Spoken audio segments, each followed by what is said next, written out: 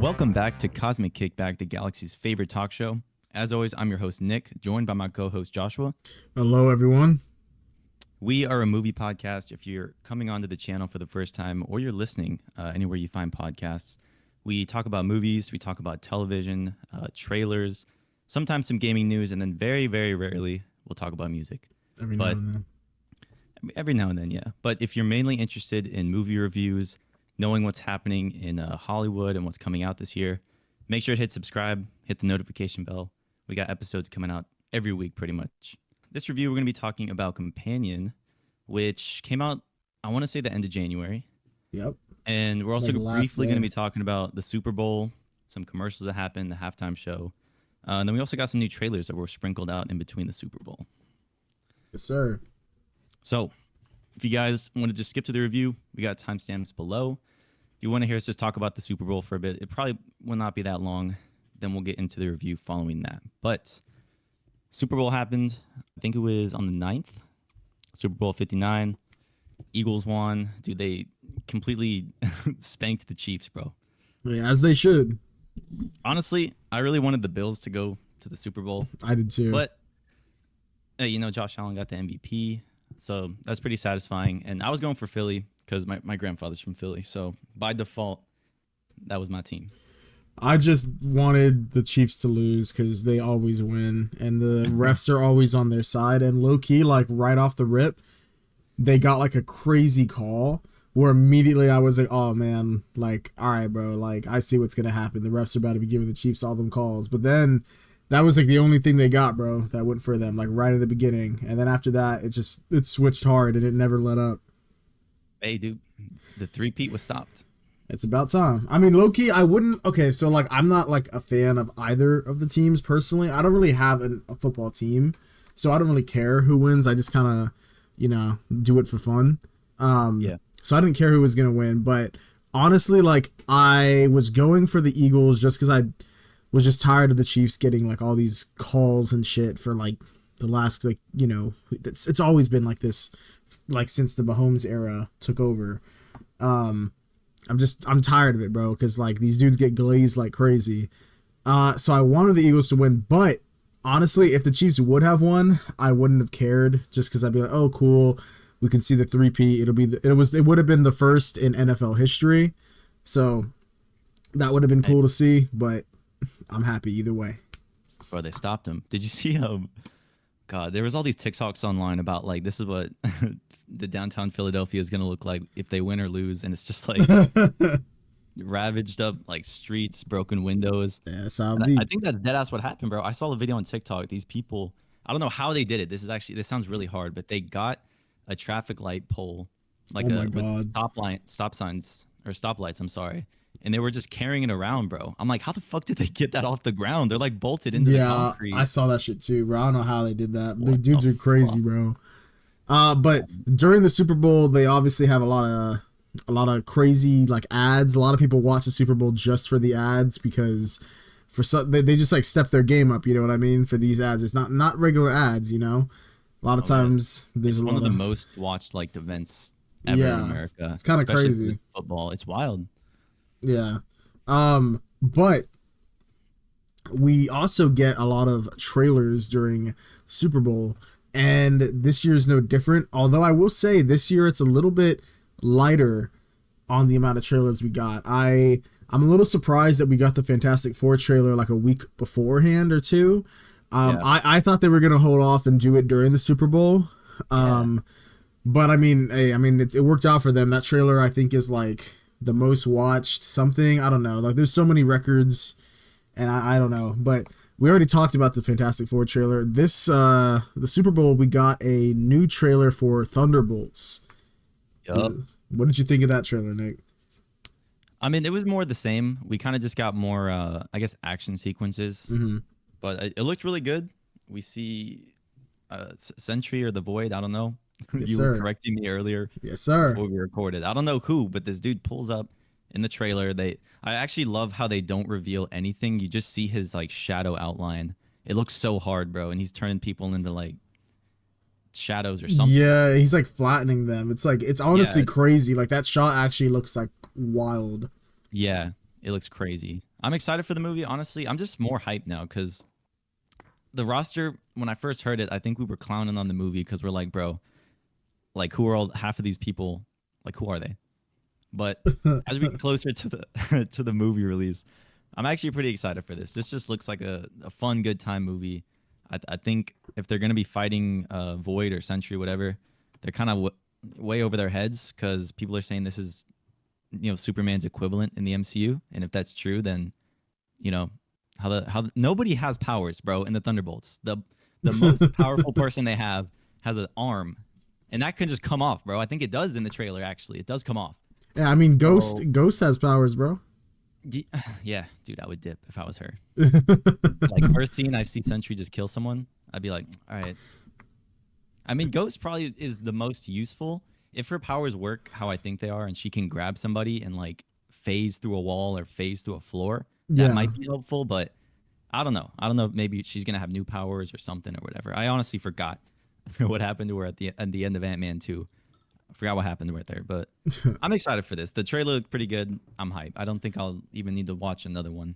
Yeah, I think this one gave me like all I really like need. I didn't need any more, but at this point, I'm glad they didn't show me too much. I mean, I already suspected because they showed Sentry before. We see him. They say his name's Bob. Bob. And that's all I needed before because I'm like, okay, cool. Like, I guess they're gonna save the like crazy superpowered parts for later on.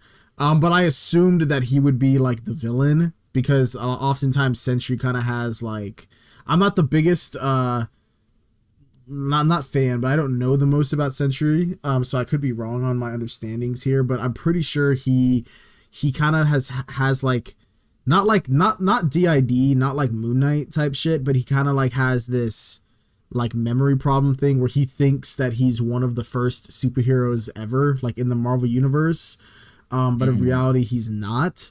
He has like Void is like, I guess like his darker half, but it's more so like his powers are just so crazy that they kind of like take control of him, I guess. I could be wrong or I could be right. I'm pretty sure that's what I understand. So we get a look at Void in this trailer, and he's kind of like just shitting on dudes, bro. Like that one shot is actually crazy.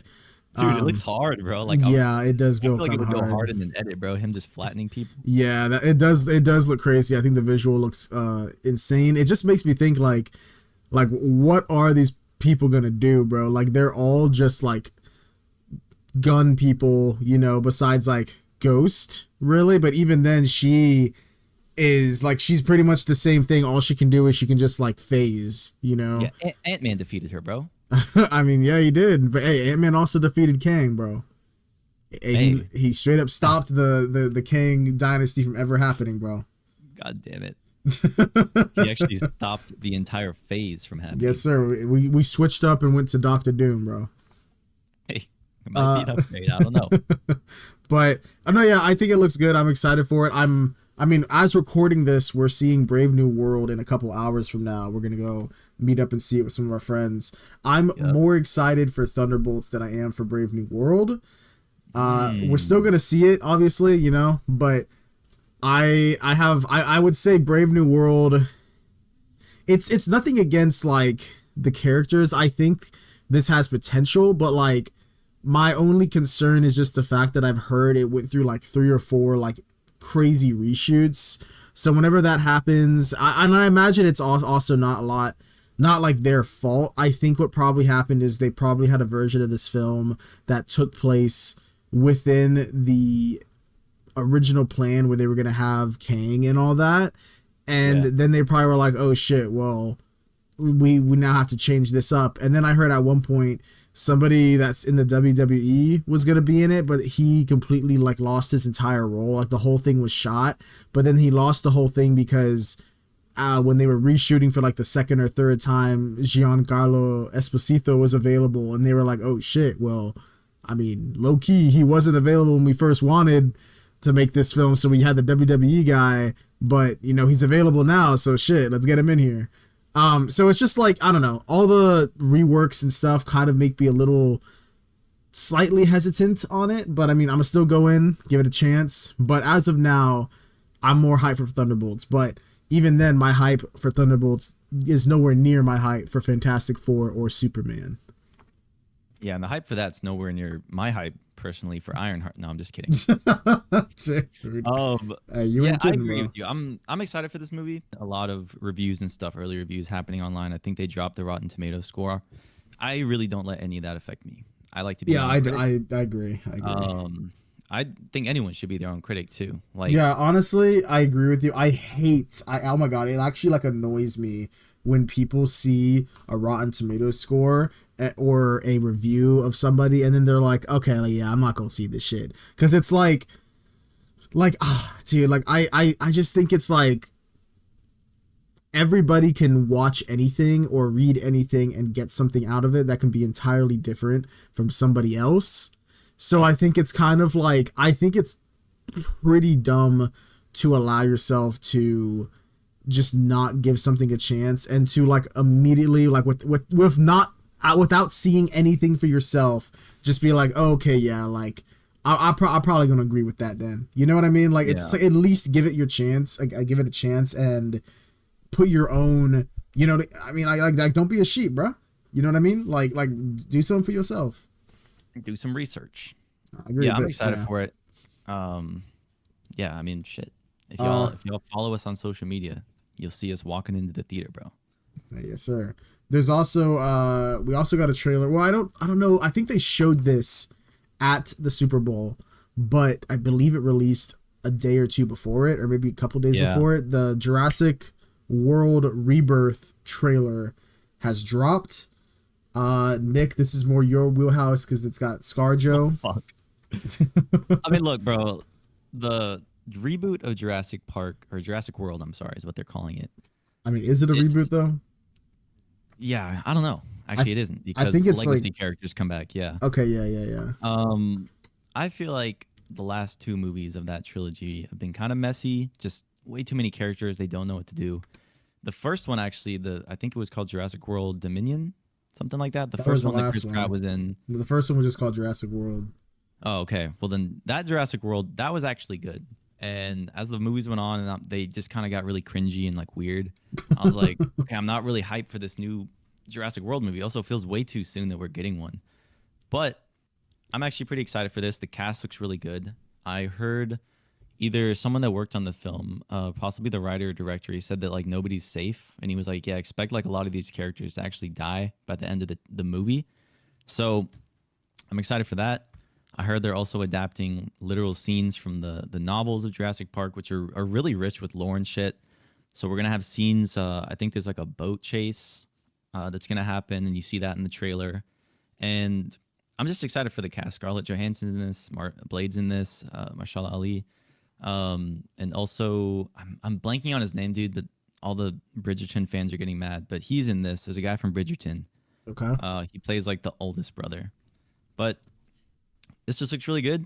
I'm excited. I think it comes out the same month as Superman and Fantastic Four. So Good luck. July is gonna be crazy, dude. Yeah, it will be. It's gonna be crazy. Yeah, what do you think of there's like one or two looks of like these hybrid dinosaurs that they're showing? I guess they're going the route where they're like, oh, are they going back to the original Jurassic Park to like that's what they're trying to go, or it's like a section of the island or like near the island, the original, where they were like, oh, this is where they kept dinosaurs that were hybrids. They were too fucked up to like, like too dangerous. But like, I mean, even then, the first one, it was too dangerous, bro. I mean, look what happened. So like, but that's what they're doing, and you get like a brief look at one of them. That thing just looks like a giant xenomorph, bro. Do you see its head? Dude, it looks weird. Yeah. What do you think of that? I mean, I like how they're leaning into the kind of like horror aspect of creating something like, oh shit, like we kind of messed up. Mm-hmm. To answer your question, I think they're going to be at a different part of the island because there's site A, B, and C. And I believe A is where they start, doing the genetic testing. Site B is where they kind of just have these animals roaming freely. And then C is where they take it to the actual park.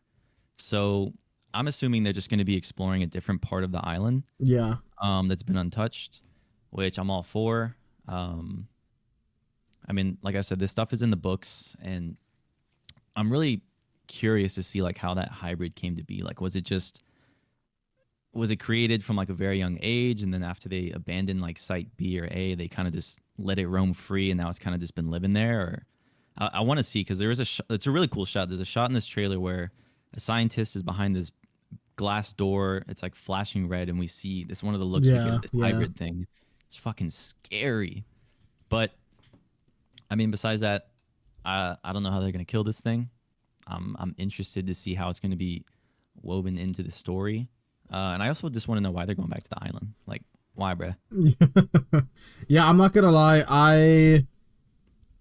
I'm kind of at the point with Jurassic World, Jurassic Park series where I'm kind of at my lowest interest that it's ever been at, just because of like the last few movies, and like you said, it's kind of fast to have another one, I think. So I don't have much hype for this. I'm kind of just like on it, you know. I mean, I'll probably still end up seeing it, but this is I'm less hyped for that than I am for Brave New World, if I'm gonna be honest. Like, I'm more hyped for Brave New World than this. Like, I'd much rather see that. Yeah. But I mean, it is what it is. I actually think, I don't know, did you see this? I don't think it was a full trailer. I could be wrong. I don't think there is a full trailer, because I know for the commercial when they did the new Thunderbolts thing, they were like, "Oh, full trailer online. Like, you got to go look it up." I think this one was just like a little TV spot, but they had a little tiny teaser TV thing for the Final Reckoning, the Mission Impossible movie. Did you see that? Oh yeah, Tom Cruise came out and like talked a bit. Yeah, he did. Yeah, he kind of just was more talking than seeing the trailer, but Well, he was talking, like, he was just like, introducing the Super Bowl, but like they also did show like a little trailer right after that, like with footage from the film. oh, with like cut parts of it. Was it Yeah, like, what, 30 seconds? it was like 15 seconds. It was pretty quick, and then it said like the Final Reckoning or whatever. But there wasn't like a new trailer online to go look. It didn't was kinda say. like, It did not that's it. say go look at the trailer. It just was. You know, there could be one online. I'm sure you could find the little 15-second clip online. Like, I imagine they uploaded it somewhere, but yeah, it wasn't. I mean, it wasn't. You didn't really see anything crazy. No, like, it's just like little cut pieces of like action sequences and stuff, which, like, you know, you expect from this franchise at this point. Yeah, I'm excited. Yeah, I mean, I honestly I am though. Like, Mission Impossible, like, you can say what you will about like action movies and shit like that, but like those ones have genuinely been pretty good, like, overall. You know? Yeah. Like, I think the second one is probably the worst one, but honestly, like, the third one is really good. Like, it has Philip Seymour Hoffman. The fourth one comes like years later. It was kind of like a little return to, I don't know, like the series, and like they just continuously ramp up. Like, they're all very, very good, like pretty solid. Henry Cavill Yeah. wasn't even in one of them. Yeah, dude, that's one of my favorite ones. I That feel one's like, my favorite. Yeah, well, I haven't, dude. It's so cool when he like loads his arms up. Oh my fucking god, bro. reloads his arms, bro. It's so cool, bro. Yeah, I feel like while this is a huge franchise that's probably 8+ deep in films right now, it always tries to one up itself, but in a way that's like grounded and is not like okay, what is this bullshit? Like, Mhm. I think in Dead Reckoning or whatever, the Final Reckoning, Dead Reckoning Part 1, there's like a scene where Haley Atwell's like driving with Tom Cruise and they're handcuffed. That's a really cool sequence. The one Mission Impossible Fallout that has Henry Cavill, there's a sequence where Tom Cruise is getting lifted in the air and he's like just hanging off the rope of this helicopter. Like, all those stunts genuinely made me be like, oh shit, they're actually in danger. Like, this isn't just CGI. And I'm like, they're good. Like, I genuinely, and Tom Cruise does a majority of his stunts, so it all Yeah. actually is for real. I believe in this one he's driving a motorcycle off a cliff or something, and he's like skydiving. I've seen behind the scenes, like that was sometime last year, but I mean, Tom Cruise just puts so much like care and dedication and passion in this, and I'm gonna go see it just for him, because this Yeah. dude has been saving movies post COVID for the past 4 or 5 years. Yeah, as he should. Dude, he is Ethan Hunt, bro. Before we move on to companion Nick, I have a little bit of news. Like it's debatably news. Okay, okay. We got, so speaking of Brave New World, which we're gonna see today as recording, Anthony Mackie, the new Captain America, was asked how long he's gonna be the current Captain America, how long he's gonna be in the MCU, like his current role, you know. And Yeah. today's the 13th, the day before Valentine's Day, and when he was asked this, like within the last week or so, he said that starting on the 14th, or like after the 14th, Valentine's Day, they got him on a 10-year contract run. And then he said, I'm not trying to be a 60-year-old Captain America. That'll hurt. So, so apparently they got his ass locked in, like starting tomorrow, like a 10-year contract as Captain America starts.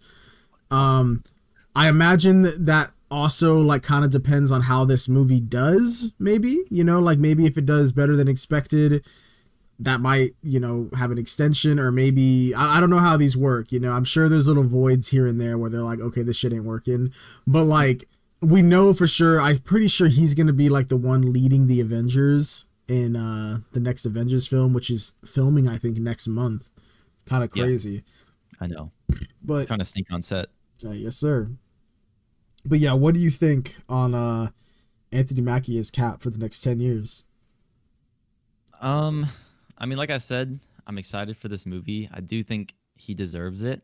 And it's cool that Captain America is not tied to, I don't want to say like one race or a skin color, but it's more kind of just like a set of ideas and, you know, what like America should stand for, or at least more just like what America should strive to be. And, you know, I'd like to see Anthony Mackie continue to hold the shield, especially over in this next like Avengers saga. Just because it feels super fitting. I feel like out of everyone that's kind of been Cap's sidekick, or just someone by his side, he's always kind of been, you know, like a good, like a moral upstanding person. I don't think this dude has once done anything crazy like Bucky or Iron Man. Well, actually, no, I won't lie. When Cap lied about killing his parents, that was fucked up. But Hey, that's your boy, bro. no, I'm talking about Anthony Mackie. This dude might be better than Captain America. I don't know, man. 10 years is a long time. And I'm looking at it right now. He's 46, turns 47 this year. I don't really see, I don't know what the MCU would look like in 10 years, if I'm being honest. I feel like that contract length is a little premature. I feel like they should take it like by 2 to 3 years, because the Falcon and the Winter Soldier show, that came out in 2021. This took 4 years to get his movie out finally. So it feels weird to lock him into a contract now when he pretty much was, you know, figuring out how he was going to become Cap in his show, and now it's just like his movie gets out 4 years later. Yeah. I don't know. I don't know. That just sounds weird, you know, because like I said, he'd be like in his 50s, mid 50s. I don't know if he's still going to be like Cap, or like what the situation is going to be, but they probably are going to play it by year. 10 years just sounds like a long time though, for especially where he's at in his age, you know. If he was Tom Holland's age when he got casted, that would make more sense. Yeah, I agree with you. I mean, I feel like also 10 years does sound like a lot, but when you think about it, that's probably like 3 movies. You know, like movies take forever to come out. It's like 2 to 3 years sometimes to get these things made. So like already right there, if you take 2 to 3 years, like that's like 2 to 3 movies as well within those 10 years. Like maybe you can push 4, and like to me that makes sense. You know, we're getting, this one just dropped, or it's about to drop, yeah. Then we're gonna get the 2 Avengers movies, which he's gonna be in those. So there's 2 movies right there. By the time those are done, it's probably gonna be 5 years from now. And then we maybe get another Captain America movie at some point. After that, there's the 3rd movie, and then maybe in that one they kill him off, or they pass the mantle, or you know what I mean. It's kind of, but I do agree, it's hard to say, because like by then, after those 2 Avengers movies, which we know he'll be in, it's gonna be the start of a new phase. So at that point, I'm pretty sure they're probably gonna focus on the X-Men in the next phase. So it's like, where does Captain America even fit in like that new saga? So that might be the end right there. But I think that lines up with about 10 years, just because it takes so long to make movies. As I'm thinking about it now too, they probably just gave it a longer period of time because I'm sure Anthony Mackie's going to want to do other roles in between just Captain America, because it would kind of suck to be like, all right, bro, the next 10 years, you're just fucking this guy. Like, that's all you do. Yeah, I mean, that'd be cool, honestly, if it's really good. Like, this movie's really good, and he got his own trilogy. That would actually be really badass. Yeah, that's true. But they probably gave him a longer contract to be like, look, every year this contract, you don't have to be in a Marvel project, because I'm sure they're not 100% about all their release dates. So they're like, if you want to do something in between, like, you can work within the contract. But this is like the end date when it ends. So that probably was also part of the decision. I agree. All right, well, hey, real quick, also, I got one more piece of news for you, Nick. Bro, we talking about the halftime show? I mean, if you want to talk about the halftime show, we can. That wasn't my news, but we could yeah, sure, we could talk about it. All right, what's the news? Oh, you want the news first? Give me the news. Okay, so I don't know if you heard, but this is just like the current state of DC Warner Brothers like video games. I'm not sure what you've heard. Excuse me, but they have how should I put it? They've not been doing very well. I mean, so basically, they had like Multiverses, which came out officially like maybe a year ago, maybe less than that. I haven't played that game in 8 months, bro. Yeah, but well, that's what's crazy. So it came out actually longer ago, but that was, I guess, a beta, and they had it out for a while, and then they were like, okay, we're taking the beta away, we're gonna keep working on it, and then we're gonna do an official release in like a year from now. So they ended up doing that, which I think low-key hurt them, because it's like everyone just forgot about it in that time, and when it came back, it kind of had like a little bit of a boost, not really, like, and now that after Marvel Rivals came out, I think that just completely killed its player base, because a lot of the people that are playing Marvel Rivals were probably comic book people, and like there's comic book characters in Multiverses, so a lot of those people probably jumped on the Rivals, and I think that was like the final nail in the coffin, because Multiverses has announced that they are done with the game after this the final character or two that they're dropping.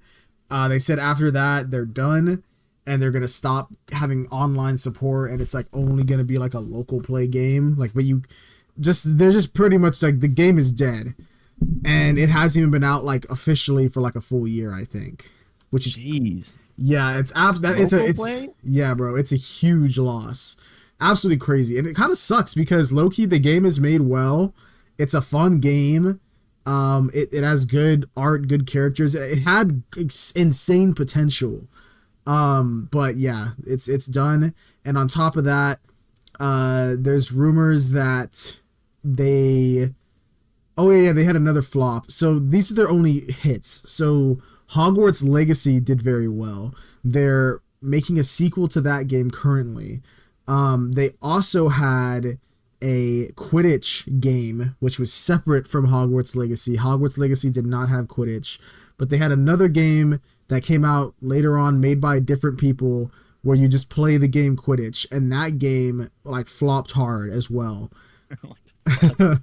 And and that game flopped. So now Warner Bros. Oh, and remember like years ago they showed us. I think it's when we did a episode on like the video game awards, and we did it with Jeremy. Oh my God, bro, those were so. Was it the cringy one? Like there's this hella cringy stuff. I don't remember, dude. It was so long ago. They're always kind of cringy, bro. Yeah. Oh, they are. But they showed a trailer, not really a trailer, more so like a animation of Wonder Woman, to announce they're making a Wonder Woman video game.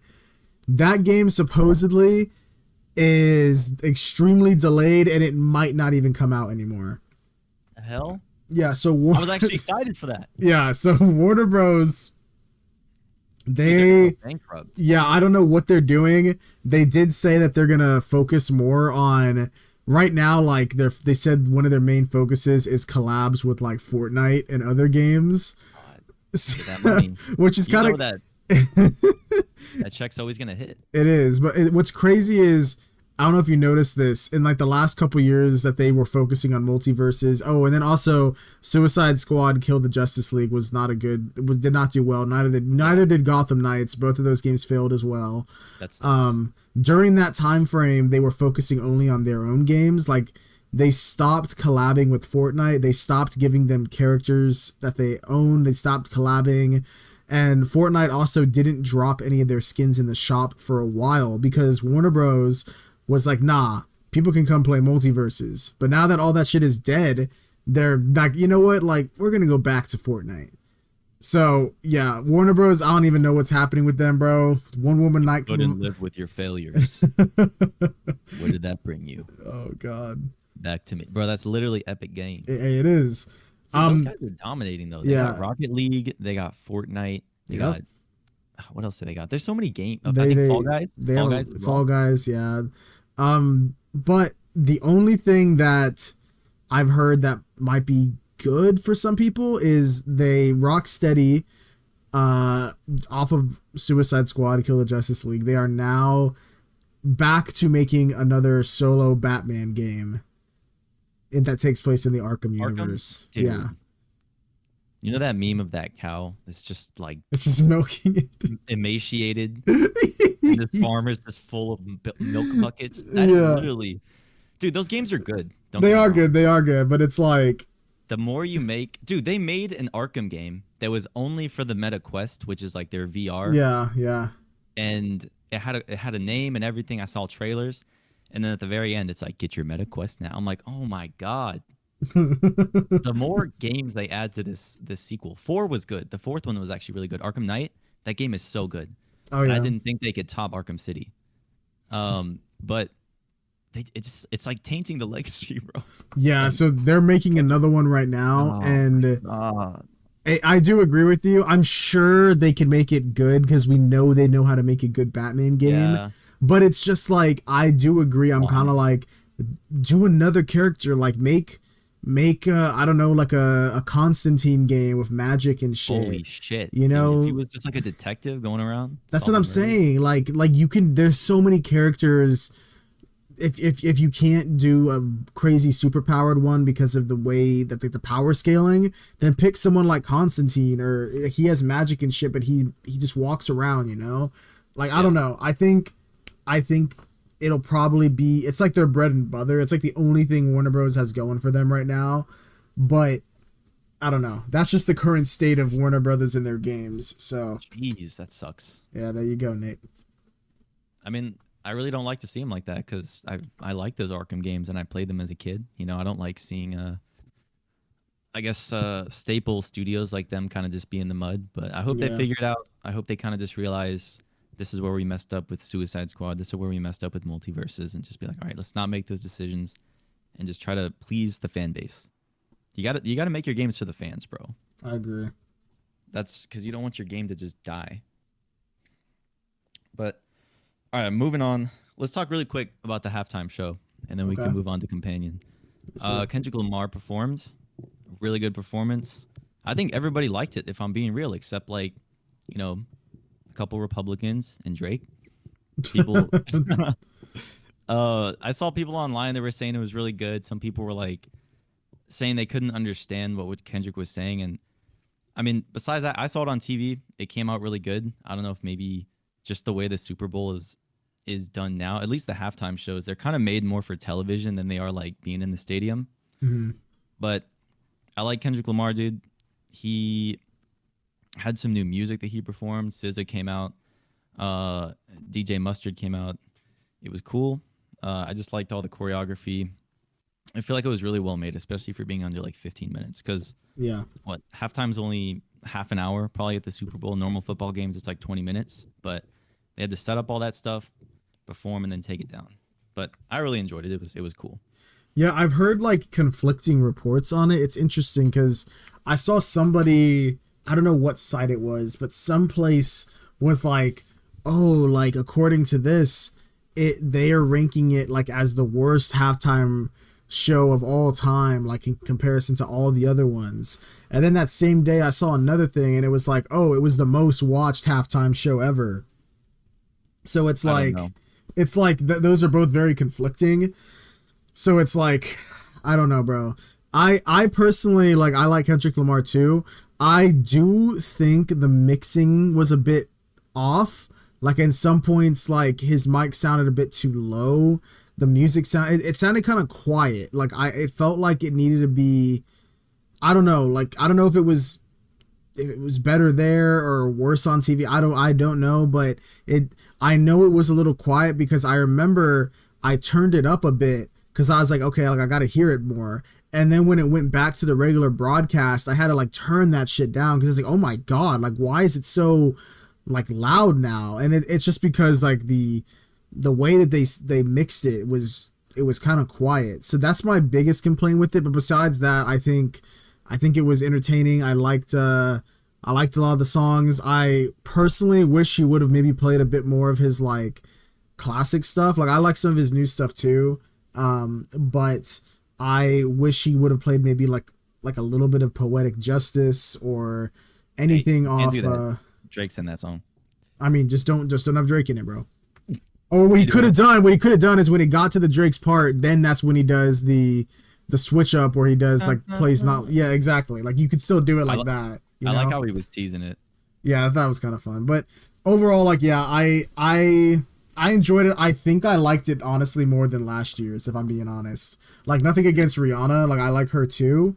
It's just the fact that I think it's not even her fault. Like she was pregnant, so she couldn't really like be as mobile as she could, you know? So obviously like that's going to hinder her a bit. But like, I still think it was a good performance. I just think this one was better for me.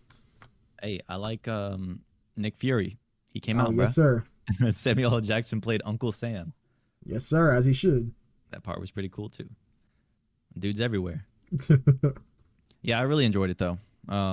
If you want to go see it on YouTube, I guess, look it up or maybe we'll link it. But that being said, we are now going to get into our review of Companion. This is starring, it's Jack Quaid, right? Not Dennis.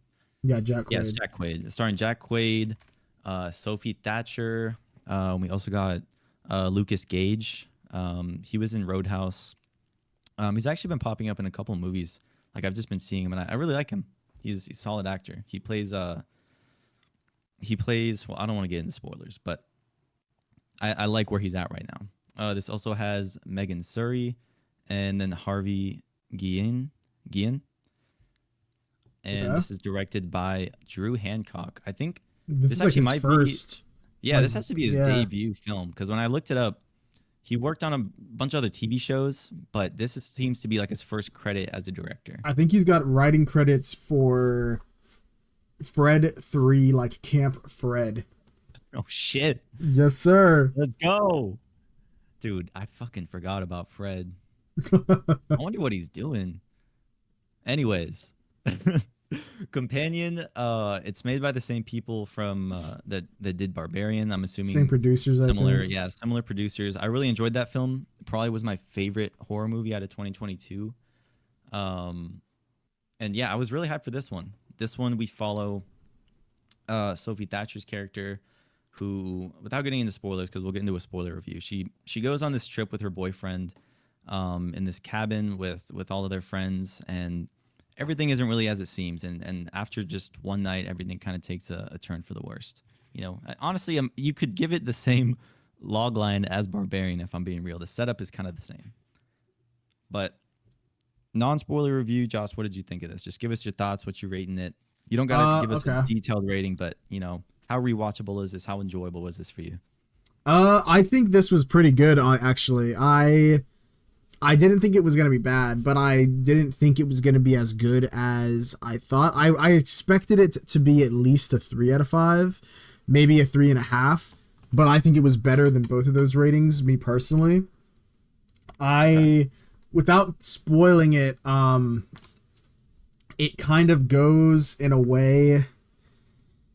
Okay, so like, I'm unsure if the trailers spoil stuff, so I'm not going to like say anything specific, but I know there are a couple reveals. One of them, the first like major one, happens like maybe 15-20 minutes in, and like so not that long into it, and then it kind of like sets the tone for the rest of the film.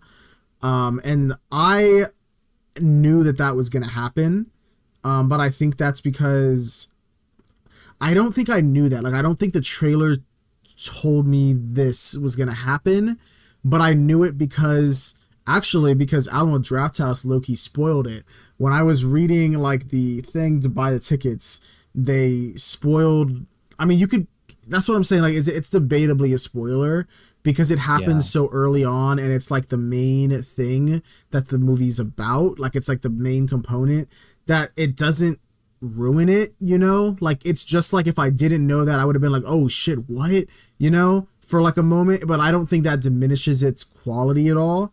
But I'm sure, I think Alamo Drafthouse did get some backlash on that because I went back after I saw the movie because I bought the tickets a couple weeks in advance. I went back after I saw it and I read the description and it was completely changed, and they had changed it from like giving more detail about the plot to almost nothing, and it basically said like, oh, the less you know about this plot the better, like go in and like see this where some friends go on like a little cabin trip together and like it goes crazy or whatever.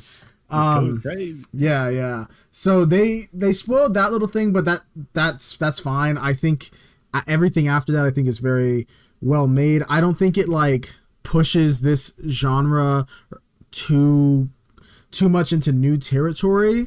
I think a lot of other films have done stuff similar, and I think that they reference a lot of those films in the film, but I don't think that's necessarily a bad thing. I think this movie isn't trying to take itself too seriously.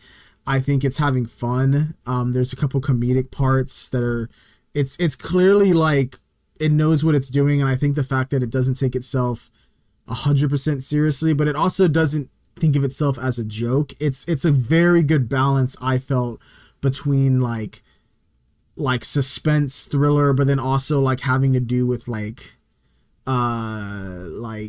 relationship toxic relationships and like controlling your partner, and it has to do a lot with that.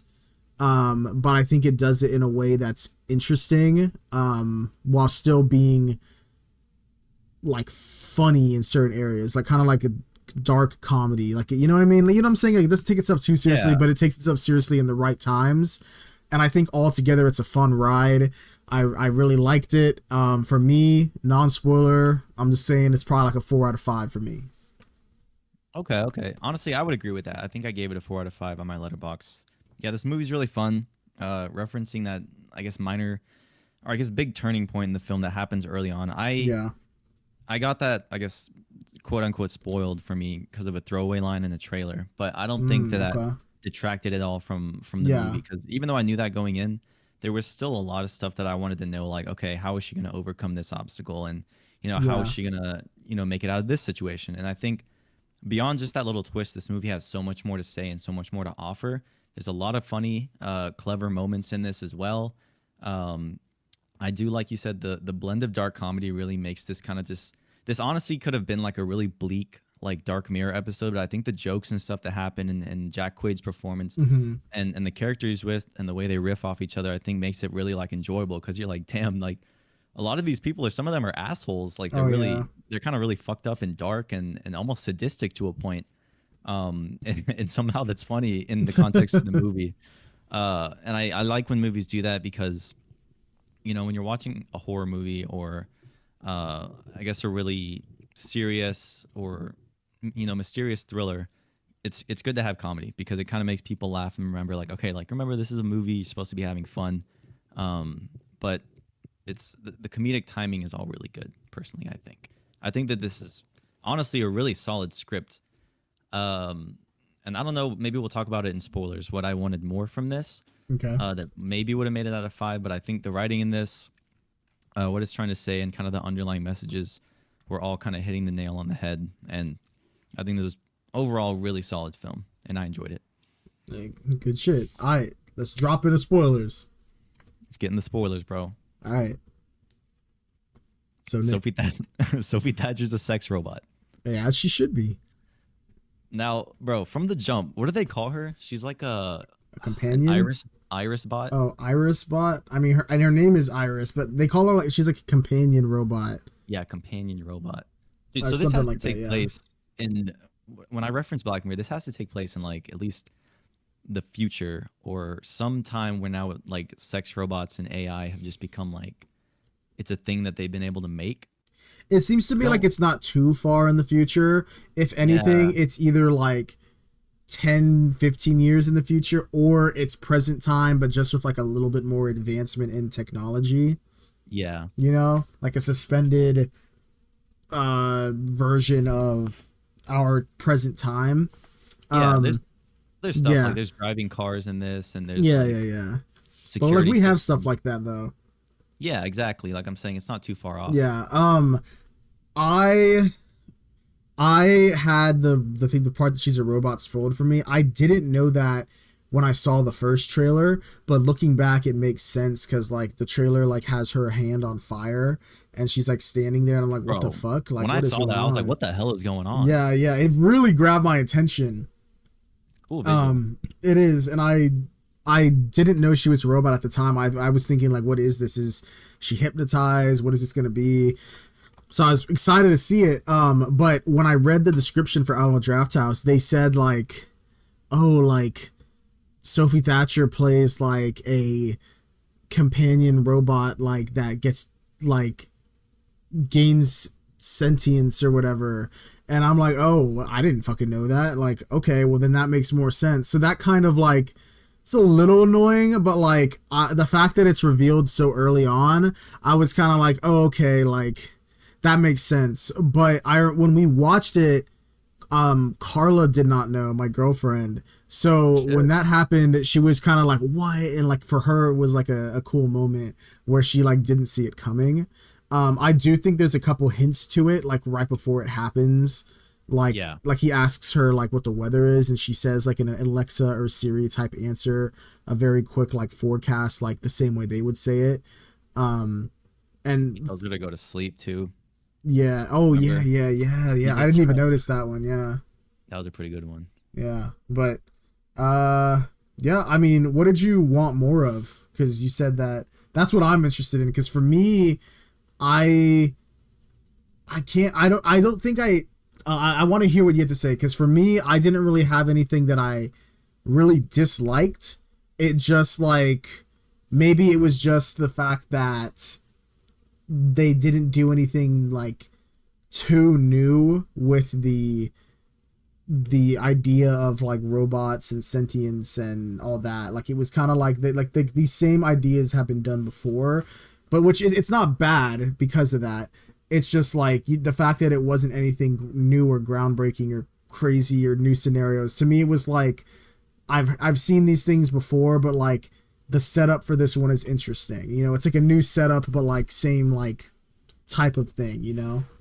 Yeah, it felt like a mix of, I guess, like a crime movie and also kind of Ex Machina, but not only in the sense that Ex Machina is like a robot trying to trick a human into like believing it's real, and then pulling a fast one on him. But in this one, it's kind of flipped. It's like Jack Quaid has his AI companion.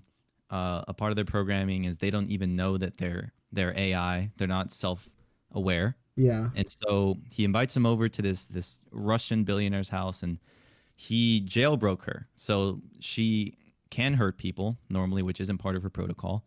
And their plan essentially is to just have this Russian guy come onto her. She's gonna kill him in self-defense. They're gonna blame it on the robot. Be like, oh, like she geeked out, and then they're gonna take all his money. So like there's something else going on beyond just like him trying to control her. Like he's more manipulating her, trying to make her a scapegoat.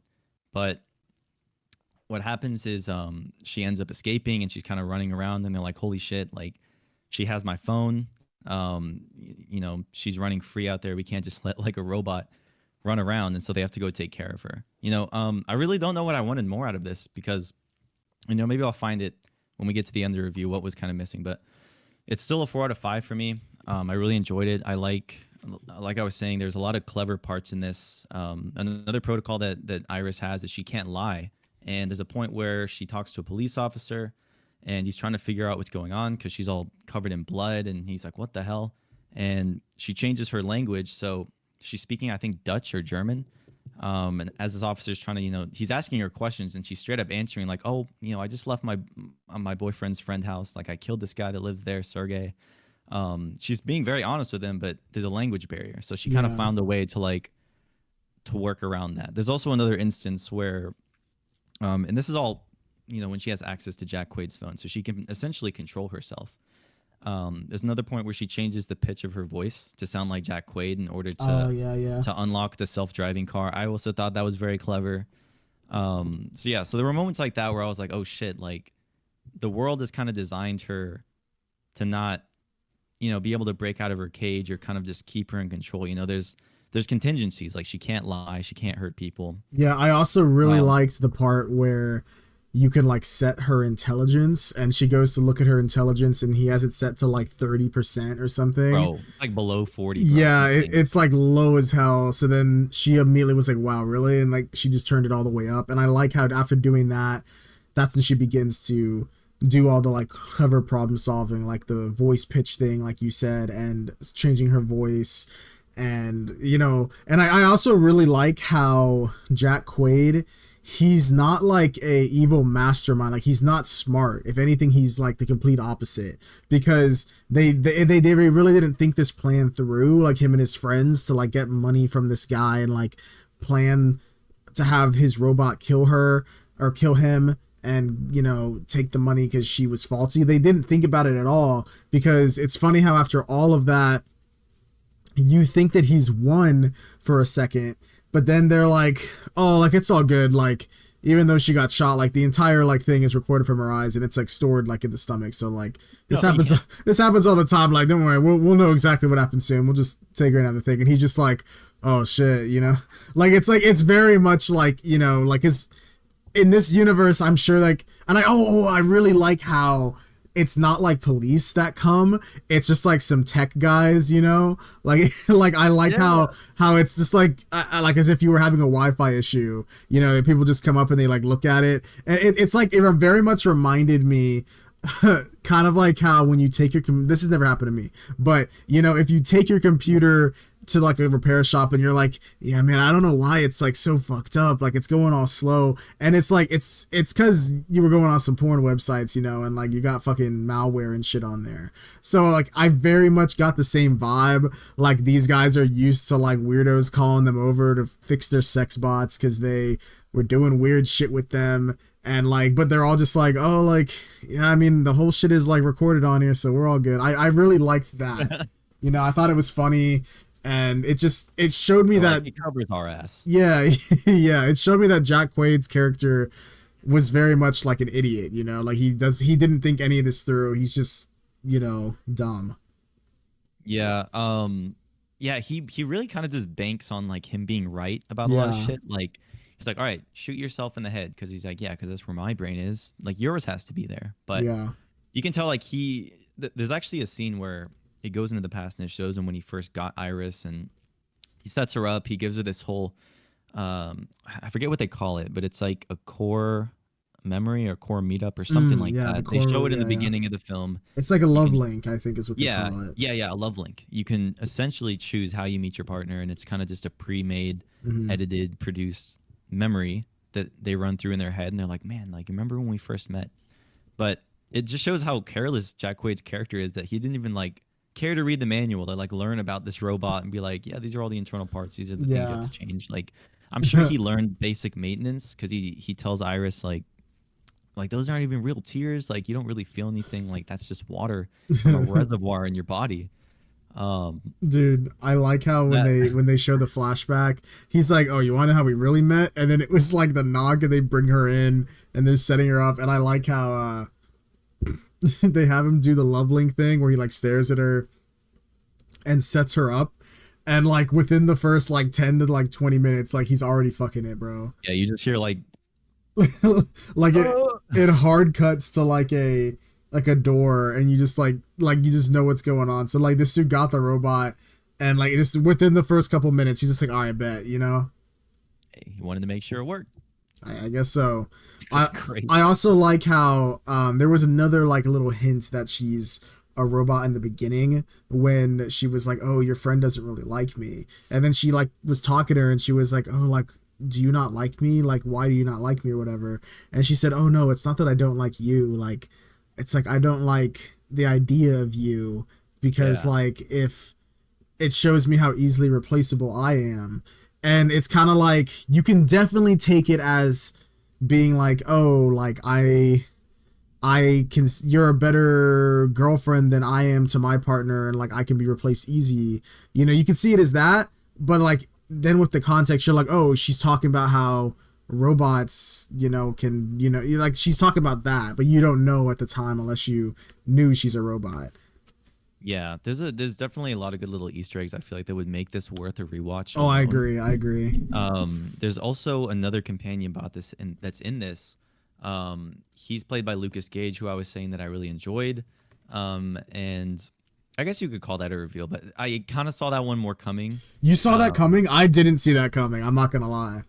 well, it was really convincing at first, but then like when he was telling the way they met and stuff and how it was all perfect, I was like, I don't know if it's just the way this movie is like showing these scenes because the opening scene where Iris meets Jack Quaid's character, it's so very corny, and I think they meant to hype it up like that to Yeah, like they were clearly poking fun at it's like how ridiculously like perfect people will be like, oh, look how perfect it was when we met and stuff, when that's rarely the case. it's Um, very. I got the vibe that they filmed it very much like a rom com or like a romance yeah, it's like a drama. Hallmark movie. Yeah, where it's like a perfect meeting. It's all like cute and like love at first sight. I thought that was kind of funny. I like how it's definitely shot intentionally different. It's lit differently. And I really liked the gag where they kept going back to, I forget the guys' names, but the second companion bot, how the first time you see it, it's like, oh, I was wearing my dinosaur outfit and I took my head off and like you're like, oh, it's the most beautiful guy I've ever seen. And like they show it like 3 different times because later on like Jack Quaid resets that robot and makes it to where he's now his companion, and you see it again, but now Jack Quaid and him, and they do a stupid little dance together. Like it's, My God. it was, dude. I see that shit's funny. Like stuff like that just feels like a little like gag in the middle of like a serious film. Like that, I liked that. I thought it was funny. I thought it balanced the comedy to like the darkness of the story because there also is a lot of like low-key traumatic parts. Like if even though she's a robot, it's very much still talking about how a lot of guys kind of have this sort of toxic idea of like having full control over their girlfriends, and it does definitely have a deeper meaning about that. Like there's even a line at the end after she is no longer connected to his like uh account or whatever, so he can no longer control her. He literally says like, oh, like i don't need I don't need this thing to be able to control you. Like I can, and he like literally like gaslights her and like manipulates her with his words, like right then and there. And like for a moment, she almost like throws because of Yeah. like this the psychological like fucking trauma manipulation he's like done to her. You know. So I really liked how it had very real themes, but in like a sci-fi way with the robots and also blending comedy in there so it doesn't feel like too much, you know.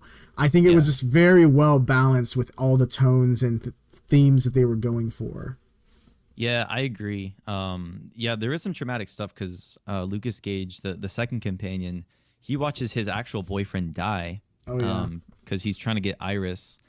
And then at the very end, he kind of is on Iris's side because at first he's hunting her. And I actually like the vibe that his character gives off because he kills a police officer. Then you see him dress up in the suit, and I was kind of getting like Terminator 2 vibes. Yeah, I Like, was too. Oh my god, yeah, that was definitely dude, intentional. Yeah, that was so cool. I liked that part. yeah, But I think he actually ends up killing himself. yeah. But not before saving Iris. And there's also one of the tech dudes from the company that ends up giving her essentially free will.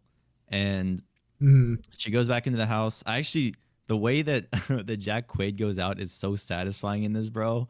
And it's actually so gory, bro. She Dude, gets yeah. she gets a wine bottle opener that we've been seeing used Oh before, my god, yeah, that was a and great it callback. Yeah. yeah, it literally drills into the side of his skull, and then it pops, and like just a bunch of brain matter and like skull come everywhere, and I'm like, oh, it was so good, bro. It was satisfying. I'm glad that while that I guess sort of was a quick death, it was more a painful and excruciating one Oh my because god, for sure. Like that she thing, definitely deserved that yeah, shit. digging into the side of your head would. Oh, I'm just imagining it hurts. Oh my god, yeah. Jeez.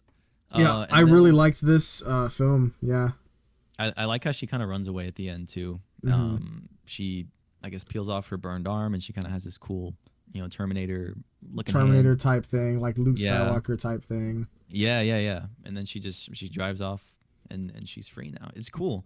Um, and yeah, in terms of I guess the AI and like uh, I guess sentient robots, the theme that they constantly express, and I don't know if it's their programming or they really think that they feel love, but both times Iris and the other companion bot are saying how much they actually feel like genuine love for their partner. They say it feels like fire or like pain inside, like Yeah. it feels like a genuine physical feeling. And Jack Quaid's character says like that's all like it's fake, like it's all just your programming. But I feel like whether they probably don't feel love, but the fact that their programming either is so well done or goes so far that when the second companion's partner died, like he genuinely was upset about it. Oh Like yeah. I don't know, like, and I don't know if maybe it's just because he was linked to him, but he actually was like upset about it. Could be all part of their programming, but the flip side of that, obviously, Jack Quaid's character programmed Iris just the whole time just to manipulate her, and like I said, use her as a scapegoat. So it's like I don't know. I guess there's maybe two sides to the coin because the second companion bot and his partner, I feel like they genuinely loved each other. While Jack Quaid and Iris were kind of like he was using his companion bot more to control her, and honestly, Jack Quaid's character is such a beta, bro. He's so pathetic. Like He just wanted someone to fuck, bro. exactly. Yeah, I do agree with you. I like how both of them are very, like, one is clearly, like, I mean, it literally had, despite being reset, it was able to, like, think back and remember the name of its other companion, which I thought was very interesting. And I really like how he then said, like, oh, like, you're lying. And then she was like, oh, I can't lie. And then he was just like, oh, shit, like, damn, that's true then. And then, like, that's kind of where he, like, made him realize, like, oh, yeah, like, we can't lie as companion robots, so like what she's saying is the truth. So yeah, that's I really liked how that was done, and like the what would you call it, like the contrast between the relationships between Yeah. those two. I think that the whole thing was very well crafted.